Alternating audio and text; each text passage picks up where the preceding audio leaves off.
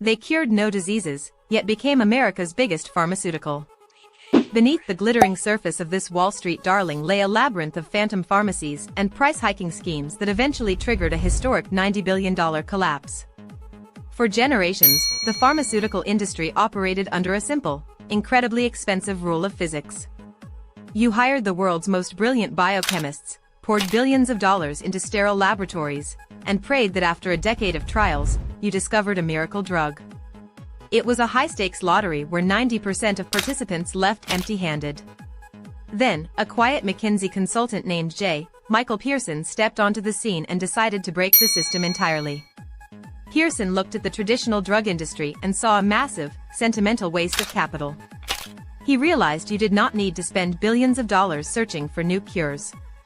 Instead, you could simply buy existing, niche medicines that patients absolutely required to stay alive, fire the expensive scientists, shut down the laboratories, and aggressively raise the prices.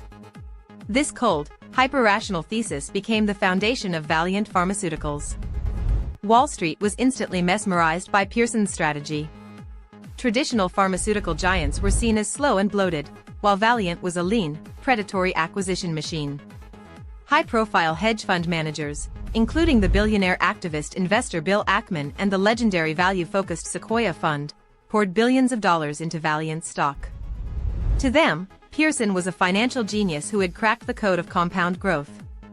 They called him the Warren Buffett of healthcare. Valeant's business model was a classic debt-fueled roll-up.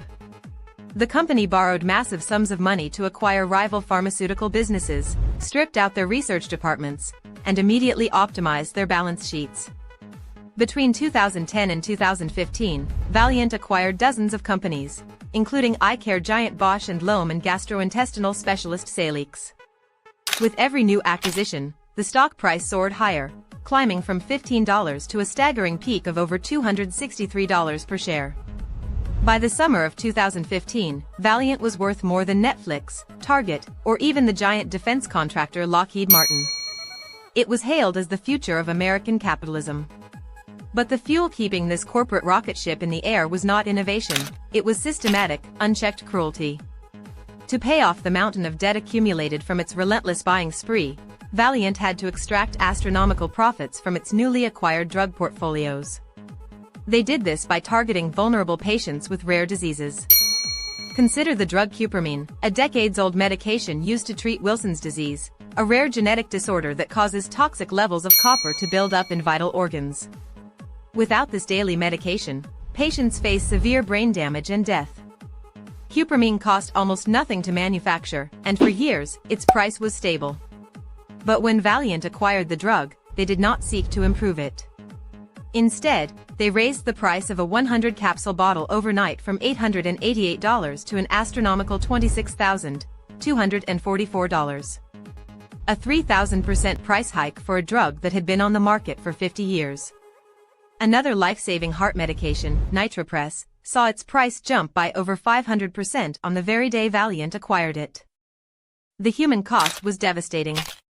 Patients arrived at their local pharmacies only to be told that their life-saving prescriptions now cost more than a brand new car. Copays skyrocketed, and insurance companies began to panic. In a normal, functioning market, this predatory pricing would trigger its own defeat. Insurance companies would refuse to pay Valeant's exorbitant prices and would instead direct patients to cheaper, generic alternatives. Pearson's entire model faced an existential threat. If insurance companies successfully blocked Valeant's high-priced brand-name drugs, the revenue would dry up, and the company's debt-fueled house of cards would collapse. The empire was not built on medicine, it was built on a dark network of ghost pharmacies. To bypass the defenses of insurance companies and keep the cash flowing, Valeant quietly deployed a secret weapon. They entered into a highly confidential alliance with an obscure, Pennsylvania-based mail-order specialty pharmacy called Philidor Rx Services. On paper, Philidor was an independent pharmacy designed to help patients access specialized medications. In reality, Philidor was a captive sales channel secretly controlled by Valeant. Valeant had secretly purchased an option to acquire Philidor for $100 million, giving them complete operational control over the pharmacy, a detail they kept entirely hidden from their shareholders and the public. The operational mechanics inside Philidor were shocking. When a doctor wrote a prescription for a cheap generic equivalent of a Valeant drug, Philidor employees were instructed to intercept it. Using internal software, they would systematically alter the prescription code, changing the generic request to Valeant's highly expensive brand name drug. If an insurance company rejected the initial claim due to the absurdly high price, Philidor staff did not back down. They were trained to submit the claim repeatedly under different pharmacy identification numbers, using partner pharmacies across the country to bypass the insurance company's red flags. They literally kept resubmitting the bills until the computer systems of the insurance providers gave up and approved the transaction. It was a massive, industrialized channel stuffing operation designed to force high-priced drugs down the throats of insurers and patients alike, all while inflating Valeant's reported revenue numbers. For a time, the deception worked perfectly.